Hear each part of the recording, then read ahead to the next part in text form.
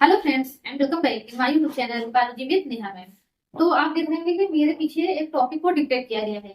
लेकिन आज इस वीडियो में हम क्या करेंगे, किसी एक टॉपिक के बारे में नहीं पढ़ेंगे बल्कि पूरी बायोलॉजी को हम अच्छे से कैसे पढ़ सके, समझ सके, रिवाइज कर सके, उसके शॉर्ट नोट बना सके और हमेशा पढ़ाई करने के लिए मोटिवेट कैसे रहे। क्योंकि ये सभी क्वेश्चन क्या है, स्टूडेंट के कॉमन क्वेश्चन है कि मैम सेल्फ स्टडी कैसे करें। मुझे सबसे ज्यादा जो क्वेश्चन पूछा जाता है यही पूछा जाता है कि सेल्फ स्टडी कैसे करें, पढ़ाई के लिए मोटिवेट कैसे रहें और नोट्स कैसे बनाएं। सबसे बड़ा तो आज इसी विषय में हम जानेंगे।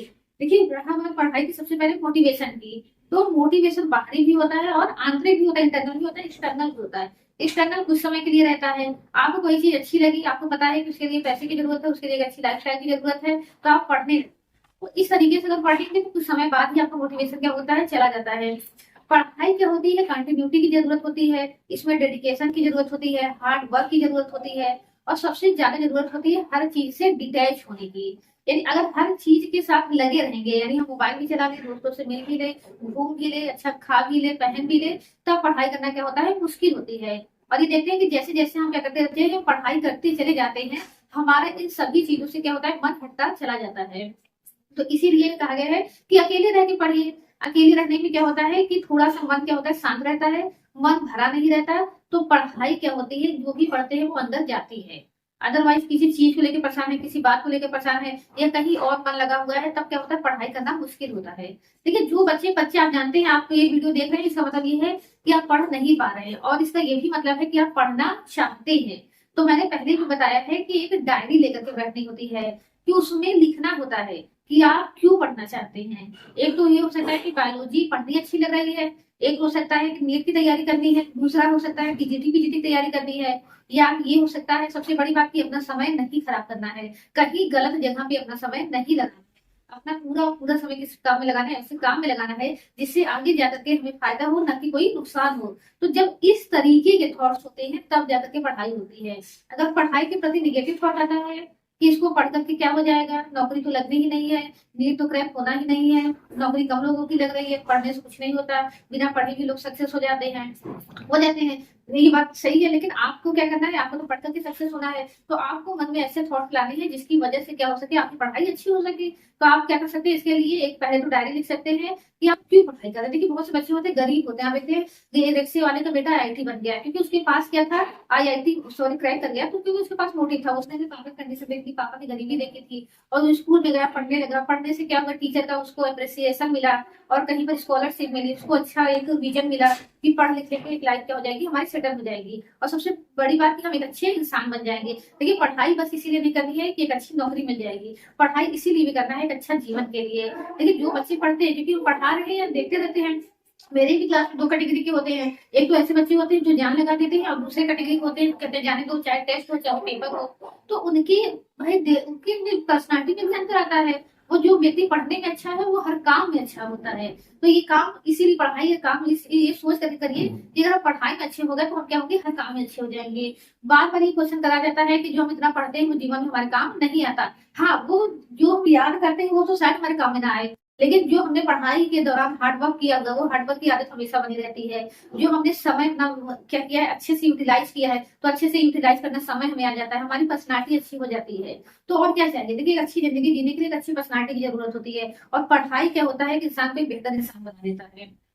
तो इसलिए आपको क्या करना है, पढ़ाई करनी है। जब भी मन डीमोटिवेट होने लगे तो हमेशा अपनी डायरी खोलिए और देखिए आपको पढ़ाई क्यों करनी है। और आप देखिए, पढ़ाई कर लेते हैं, आपका टीजीटी पीजीटी क्रैक हो जाएगा, आप एक अच्छे लेवल पे आ जाएंगे, आपका नीट क्रैक हो जाएगा, डॉक्टर बन जाएंगे, डॉक्टर बन करके लाखों लोगों की आप जिंदगी संवारेंगे, हर इंसान आपको गौर के नजरिए से देखेगा। तो जिंदगी में और क्या चाहिए होता है कि हम किसी की काम आ सके, कोई हमारे काम आ सके, हमारी जिंदगी बेहतर बना सके और हम दूसरों की जिंदगी बेहतर बना सके। और इसके लिए क्या करना पड़ेगा, अभी अपनी जिंदगी को थोड़ा सा खराब करना पड़ेगा, यानी थोड़ी सी ज्यादा मेहनत करनी पड़ेगी। क्योंकि होता यही है कि अगर आप क्या करेंगे, जानबूझ कर मेहनत नहीं करेंगे तो कल क्या होता है, जबरदस्ती मेहनत करनी पड़ेगी। या तो जानबूझ करके मेहनत कर लीजिए अपने मन से, या तो कल जबरदस्ती मेहनत करनी पड़ेगी, क्योंकि मेहनत का कोई भी सब्स्टिट्यूशन नहीं है। तो अब आइए हम दूसरे टॉपिक पे आते हैं कि सेल्फ स्टडी कैसी करें, खास करके नीट के लिए, टीजीटी पीजीटी के लिए, बायोलॉजी के लिए। तो बायोलॉजी पढ़ने का तरीके जो हम अपनाते थे वो बता रहे हैं। आपके पास इंटर की भी बुक होगी, आपके पास बीएससी की भी बुक होगी, लेकिन अगर आप नीट कर रहे हैं तो आपके पास क्या होगी, केवल एनसीईआरटी होगी। तो आप जो भी बुक पढ़ रहे हैं उस बुक को पढ़ना है शांत मन से, आराम से बैठ करके। फिर उसके बाद आपको जो टॉपिक नहीं समझ में आ रहा है उस टॉपिक पे आप गूगल पे सर्च करिए, यूट्यूब पे सर्च करिए, वहां से समझने की कोशिश करिए। और अगर अच्छे से समझ में आ जा रहा है, क्योंकि यूट्यूब पे टीचर एक्सप्लेन कर रहे हैं तो समझ में तो आ जाना ही है। फिर उसका क्या करना है, एक शॉर्ट नोट बनाना है। पहले तो एक लॉन्ग नोट बनाना होता है, फिर उसके बाद जाकर के शॉर्ट नोट बनाना होता है। अगर हम शॉर्ट नोट बना देते हैं तो क्या हो जाता है, हमारा अच्छे से रिवाइज करा हो जाता है। होता क्या है कि हम पढ़ते समय क्या होते हैं, एकदम लॉन्ग नोट्स बुक बना लेते हैं, बना करके 8-10 लॉन्ग बुक हो गए। फिर उसके बाद क्या हो जाता है कि सोचते हैं अब इसको रिवाइज कैसे करें, इसको पढ़े कैसे, पढ़ा हुआ तो भूल गया, एक बार तो पढ़ लिया, हमेशा टेंशन बनी रहती है इसको रिवाइज कैसे करें, और जो पढ़े थे क्या हो गया, सब भूल गया। तो इन दोनों का सोल्यूशन क्या है, एक ही है शॉर्ट नोट्स। अगर आप शॉर्ट नोट बनाना सीख गए तो आपकी रिवाइज करने की समस्या, भूल जाने की समस्या, ये दोनों क्या हो जाएगी, सॉल्व हो जाएगी। शॉर्ट नोट कैसे बनाते हैं, आइए वही इस वीडियो में देखते हैं। तो सबसे पहला काम तो क्या करना है, एक देखिए हम क्या करते हैं, अगर कई काम को, हमारे पास ज्यादा काम होता है तो हमारा काम मन क्या होता है, उस काम को देख करके थक जाता है और मना कर देता है। फिर जो हम मोटिवेट कर इतना ज्यादा काम करने के लिए कुछ नहीं हो पाता। इसीलिए काम को क्या करते हैं, फ्रेगमेंट में तोड़ लिया करिए। यानी आप किसी का वीडियो देख रहे हैं तो उस समय पूरा ध्यान लगाइए उस वीडियो को समझने में, ना कि उसे अभी लिखना पड़ेगा, ना कि उसे दोहराना पड़ेगा। तो एक तरीके से वीडियो देख लीजिए, हाँ सबको समझ में आ गया, अब उसको दोबारा क्या करके लिखिए। एक आप अपने जो भी लॉन्ग नोटबुक बना रहे हैं उसमें लिख लीजिए, और दोबारा तुरंत उसको याद मत करिए, तुरंत याद मत करिए, 1-2 दिन बाद उसको लेकर के बैठिए। क्या होता है कि हम जो पढ़ रहते हैं और एक दिन बाद क्या होता है 83% भूल जाते हैं, तो उसको तुरंत मत रिवाइज करिए, उसको 1-2 दिन बाद रिवाइज करिए। तो अब क्या होगा, जब आप नोट लेकर के बैठेंगे तो आपका मन क्या करेगा, बस इतना ही तो काम करना है, इसको रिवाइज करना है, या फिर एक बार देखना है कि कितना याद रहा, कितना भूल रहा, कितना याद करना है, बस। तो मन को क्या करिए, छोटे छोटे टास्क दीजिए कि अभी केवल पढ़ना है, अभी केवल लिखना है, अभी केवल याद करना है। हम ऐसे ही करते थे, जब वीडियो देखते थे तो पूरा वीडियो देखते थे तो अच्छे समझ में आ जाता था, उस समय कोई टेंशन नहीं रहती थी। फिर लिखते थे तो बस होता था केवल लिखना है, फिर याद करते थे तो होता था कि वीडियो देख भी लिया है, लिख भी लिया, तो केवल बस इसको याद करना है, तो आराम से बैठ करके याद कर लो, चाहे बैठ करके चाहे सो करके। ठीक। और फिर रिवाइज कैसे आती थी, तो उस लॉन्ग बुक में से क्या करते थे, एक short note, sorry long notes में से क्या करते थे, एक शॉर्ट नोट बना लेते थे कि हाँ पूरी अगर हमने ये टॉपिक पढ़ लिया है, इस टॉपिक में से हमने एक समरी की तरह क्या क्या पढ़ा है, क्या क्या मेरी चीज माइंड में रहनी चाहिए। देखिए जैसे अभी हमने आपको क्या कर दिया है, जेनेटिक्स पढ़ा दिया है, लेकिन अभी पूछा जाए जेनेटिक्स में क्या पढ़ाया गया है तो बहुत लोग भूल गए होंगे, क्या पढ़ाया गया है यही भूल गए होंगे। ठीक, और उसकी अगर टॉपिक के अंदर जाएंगे तो वो तो भूल ही गया होगा। तो आइए, एक तरह से हमने जेनेटिक्स पढ़ा दिया है, इसी का शॉर्ट नोट्स यहाँ पर हम डिक्टेट कर रहे हैं। तो आपको देखिए आपको कितनी चीजें याद है, कितनी चीजें भूल गई हैं, आपका नोट्स कैसा है, ये नोट्स कैसा है। तो शॉर्ट नोट्स इसी तरीके से बनाया जाता है। तो एक हमने कहा था कि ऐसे पढ़िए फिर उसको क्या करिए, पढ़ाइए, जैसे आप किसी को पढ़ा रहे हैं। मान लीजिए जेनेटिक्स हमने पढ़ा दिया, अब मान लिया आपने भी किसी को पढ़ा दिया, आपने पढ़ लिया, किसी को आपको पढ़ाना है, तो आप कैसे पढ़ाएंगे कि जेनेटिक्स में सबसे पहले तो आप क्या बताएंगे, किसी चीज को जेनेटिक्स की ब्रांच बताएंगे।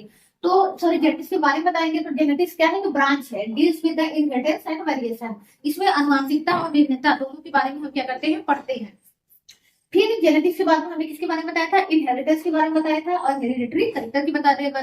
लेकिन हम किसी चीज का मतलब एक्सप्लेन नहीं करेंगे, यहाँ क्या करेंगे कि एक तरीके से शॉर्ट नोट कैसे बनाया जाता है वही बताएंगे। आप अगर जेनेटिक्स पढ़ लिए हैं तो ये वीडियो तो आपको समझ में आने वाला है, लेकिन नहीं पढ़ी है तो भी कोई दिक्कत नहीं है। अगर मेरे वीडियो से कहीं से भी जेनेटिक्स शब्द तो आपने सुना नहीं होगा, आप 11-12 की तैयारी कर रहे हैं तो 11-12 तो पढ़े ही होंगे, टीजीटी पीजीटी कर रहे हैं तो यहाँ तक तो आपने मोटा मोटा पढ़ा ही होगा। ठीक है, बाकी इस जेनेटिक्स का पूरा वीडियो क्या है, चैनल पे अपलोड हो चुका है, एक दो वीडियो को छोड़ करके।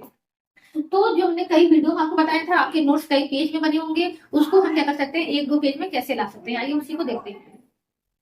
तो इनहेरिटेंस और हेरिडिटरी कैरेक्टर, अब देखिए इनका मतलब यहाँ लिखने की जरूरत नहीं है, आप जानते हैं अनुवांशिकता क्या होता है, आप जानते हैं अनुवांशिक लक्षण क्या होता है, ये बस इसलिए कि हाँ हम ये पढ़ चुके हैं। फिर यहाँ पर एक शब्द ये है कि जेनेटिक्स शब्द किसने दिया था, वो याद रखना है, क्योंकि सब मेंटल से कंफ्यूज हो जाते हैं। और जेनेटिक्स किसने दिया था, बैटेसन ने दिया था, तो आप यहीं पर बैटेसन लिख सकते हैं जो आपसे छूट गया। अब फिर जेनेटिक्स के बाद में कौन आता है, सबसे बाद में, सबसे जेनेटिक्स के बाद किसके बारे में बताया था, मेंडल के बारे में। ये याद रखना है मेंडल ने अपना एक्सपेरिमेंट कब से कब तक किया था, उनका एक्सपेरिमेंट कब पब्लिश हुआ, फिर उनके एक्सपेरिमेंट की डिस्कवरी कब। ये नहीं कि मेंडल जो है ऑस्ट्रेलिया के भूल शहर में पैदा हुए थे, एक पादरी थे, ऐसे थे वैसे थे, ये सब छोड़ देना है मेंडल के बारे में। बस ये 3 चीजें याद रखनी है। रीडिस्कवरी मतलब उनके क्या हुए थे, साइंटिस्ट उनके जो खोज किए थे उसकी पुष्टि करने के लिए फिर जोड़ती है, तो वो रीडिस्कवरी वाले साइंटिस्ट कौन थे, कार्ल कोरेंस थे, ह्यूगो डी ब्रिस थे, और वान डी सरमैक थे। इतना हो गया। फिर मटर पे आ जाते हैं, मटर का वैज्ञानिक नाम याद रखना जरूरी है, और मटर को क्यों चुना था ये जरूरी याद रखना। एनुअल था, बाइसेक्सुअल था, 7 पेयर्स में क्या थे, कंट्रास्टिंग कैरेक्टर थे। इतना ये, और लोग क्या करते हैं पूरा लंबा चौड़ा नोट्स बना लेते हैं कि मटर को पौधे को चुनने के निम्नलिखित कारण थे, पहला कारण, दूसरा कारण, तीसरा कारण, ऐसे करके 7-8 कारण बना देते हैं। लेकिन ये 3 ही क्या है, मेन है, और कोई मेन नहीं है। तो देखिए नोट्स कभी भी इस तरीके से मत बताइए कि आपके नोट्स एक ऐसा हो उसमें सब कुछ लिखा हो, मतलब कि कोई दूसरा भी पढ़े तो एकदम आसानी से समझ जाए। नहीं, नोट्स ऐसा बनाइए जिससे आप ही समझ सके, बहुत ही शॉर्ट फॉर्म में नोट्स बनाइए। और जो भी चीजें आप जानते हैं, मतलब आप माइटोकॉन्ड्रिया जानते हैं तो माइटोकॉन्ड्रिया के बारे में डिटेक्ट करने की जरूरत नहीं है, जेनेटिक्स आपको पता चल गया उसको डिटेक्ट करने की जरूरत नहीं है, हेरिडेटरी कैरेक्टर आप जानते हैं उसको डिटेक्ट करने की जरूरत नहीं है। फिर उसके बाद क्या होगा, monohybrid cross, dihybrid cross. देखिए नोट्स अगर आप पहली बार पढ़ रहे हैं, पहली बार नहीं बनाएंगे तो नोट्स क्या होगा, बहुत ही लंबा चौड़ा बनेगा। लेकिन 2-3 बार नोट्स को पढ़ करके बनाएंगे तो नोट्स क्या होगा, एकदम शॉर्ट हो जाएगा। और नोट्स बता रहे हैं शॉर्ट नोट्स में ये बताने की जरूरत नहीं लॉन्ग में कि मोनो हाइब्रिड क्रॉस क्या होता है, डाई हाइब्रिड क्रॉस क्या होता है। नोट्स में बस वही चीजें शॉर्ट नोट्स में हम रखेंगे जो चीज हम एग्जाम टाइम में क्या कर सके, रिवाइज कर सके, यानी पूछी जा सके। क्योंकि देखिए कॉन्सेप्ट हमें हमेशा याद रहता है, छोटे छोटे फैक्ट भूल जाते हैं, कोई डाटा भूल जाता है, कोई वैज्ञानिक का नाम भूल जाता है। तो इसीलिए इस तरीके से क्या करेंगे, शॉर्ट नोट्स बनाएंगे। अब आप एक इंटरमीडिएट के छात्र हैं, बीएससी एमएससी के छात्र हैं, तो मोनो हाइब्रिड और डाई हाइब्रिड क्रॉस की आपको डिफिनेशन पता होगी, या आपको लगता है कि भूल जाएगा तो शॉर्ट में लिख सकते हैं, वन पेयर कंट्रास्टिंग कैरेक्टर के बीच में जब क्रॉस कराते हैं तब उसी को क्या कहते हैं, मोनो हाइब्रिड क्रॉस कहते हैं। और यहाँ पर अपने शॉर्ट नोट्स में ये चीजें बना देनी है, क्योंकि इसी से पता चल जा रहा है कि फिनोटाइप क्या होता है, इसी से पता चल जा रहा है जीनोटाइप क्या होता है, इसी से पता चल जा रहा है गैमेट क्या होता है। ठीक, जो भी दिखाई देता है करेक्टर वो फिनोटाइप हो गए, उसके लिए रिस्पॉन्सिबल जीन जीनोटाइप हो गए। और गैमेट में क्या होता है, केवल एक ही जीन जाता है, इससे ये पता जो F1 पीढ़ी, यहाँ पी दर्शा दी है, यानी ये जनक पीढ़ी F1 पीढ़ी हो गई। सभी पौधे क्या हो गए, लंबे हो गए।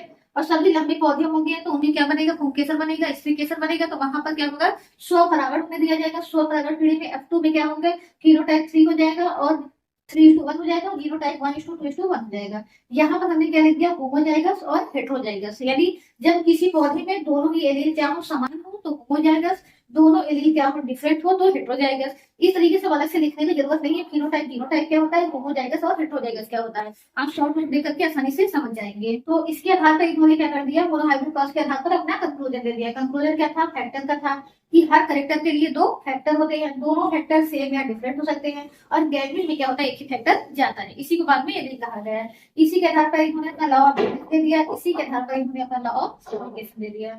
फिर उसके बाद आता है रेसिप्रोकल क्रॉस, यानी रिवर्सिंग ऑफ सेक्स। यानी एक बार इसको मेल मान लेंगे, एक बार क्या करेंगे, इसको मेल मान लेंगे। फिर बैक क्रॉस आता है, यानी cross of F1 to parent. इस F1 का क्रॉस किसके साथ करा देंगे, पेरेंट के साथ।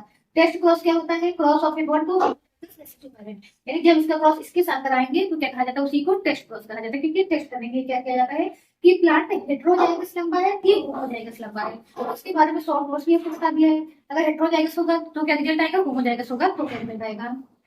फिर आते हैं डाई हाइब्रिड क्रॉस के बारे में। यहाँ पर 1 पेयर कंट्रास्टिंग कैरेक्टर लेते हैं, यहाँ पर 2 पेयर कंट्रास्टिंग कैरेक्टर लेते हैं। दोनों पेयर को कॉल लिया गया था, यहाँ पर आप शॉर्ट में लिख सकते हैं और वो चार्ट भी बना सकते हैं। और यहाँ पर बटन को करेंगे जो 7 पेयर कंट्रास्टिंग कैरेक्टर है वो चार्ट भी बना सकते हैं याद रखने के लिए।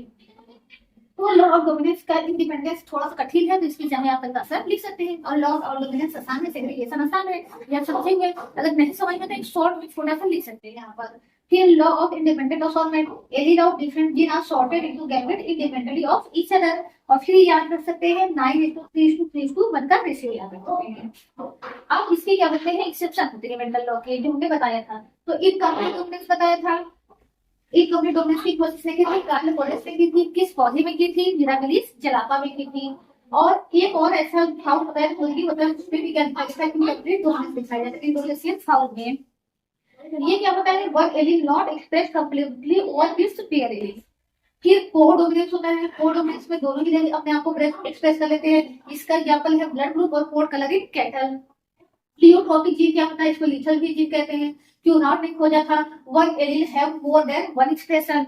ये किसमें खोजा था, आपको बताया था कोर कलर इन माइस में, मस्कस मस्कुलस में। फिर आता है मल्टीपल एलिजिम आती है। मल्टीपल एलिजिम क्या होती है, यह एक एलील का एक से ज्यादा एक्सप्रेशन है, और यहाँ उल्टा है कि एक करेक्टर क्या हो रहा है, डिसाइड हो रहा है 3 और मोर एलील के बाद। तो यानी 3 से ज्यादा, 3 से ज्यादा एलील जब किसी करेक्टर को डिसाइड करें तो वो क्या हो गया, मल्टीपल एलिजिम हो गया। इसका एग्जांपल क्या है, ब्लड ग्रुप है और हेयर कलर इन रैबिट है। तो यहाँ पर ब्लड ग्रुप के लिए 3 एलील होते हैं, IA, IB और IO। और ये आप बना सकते हैं ये दिखाने के लिए कि ब्लड ग्रुप में 6 जीनोटाइप होते हैं और 4 क्या हो सकता है, फिनोटाइप होता है। A, B, O और AB, ये 4 क्या हो गए, फिनोटाइप हो गए। लेकिन इनके लिए रिस्पॉन्सिबल जीनोटाइप कितने होते हैं, 6 होते हैं। क्यों, क्योंकि IA तो होगा तो भी एंटीजन A बनेगा और व्यक्ति का ब्लड ग्रुप A होगा। और IA IO होगा तो भी व्यक्ति में एंटीजन A बनेगा और व्यक्ति का ब्लड ग्रुप क्या होगा, A ही होगा।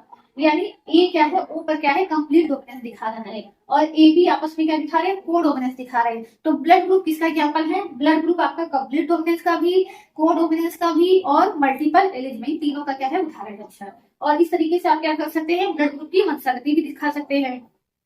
एक क्वेश्चन में पूछा था कि माता पिता के ब्लड ग्रुप का क्या जीनोटाइप होगा, कि बच्चों में चारों प्रकार के ब्लड ग्रुप पॉसिबल होंगे। तो माता का जीनोटाइप ये होगा और पिता का जीनोटाइप ये होगा, यानी इनका ब्लड ग्रुप ए होगा, इनका ब्लड ग्रुप ओ होगा। तो अब जाकर के बच्चों में चारों प्रकार के ब्लड ग्रुप होने की संभावना होगी। तो इस तरीके से क्या कर सकते हैं, हमने यहाँ मेंडल के लॉ के एक्सेप्शन का एक शॉर्ट नोट्स देखा है। इसी तरीके से हमने और भी मेंडल के एक्सेप्शन देखे हैं, लिंकेज भी होता है, कंप्लीमेंट्री सप्लीमेंट्री जीन, ये सब भी उनके एक्सेप्शन होते हैं। फिर मॉलिक्यूलर डीएनए भी देखा है, उसका भी हम क्या कर सकते हैं, यहाँ पर शॉर्ट नोट्स बना सकते हैं। तो चाहे तो आप खुद से भी बना सकते हैं, या चाहे तो आप बताइएगा इसी चैनल पे वीडियो के माध्यम से अपलोड कर दिया जाएगा, या टेलीग्राम पे इसका शॉर्ट नोट्स बना करके अपलोड किया जाएगा। तो बायोलॉजी से जुड़ने के लिए, बायोलॉजी को अच्छे से पढ़ने के लिए इस चैनल को सब्सक्राइब कर लीजिए। अगर वीडियो समझ में आया हो तो लाइक कर दीजिए। Thank you so much.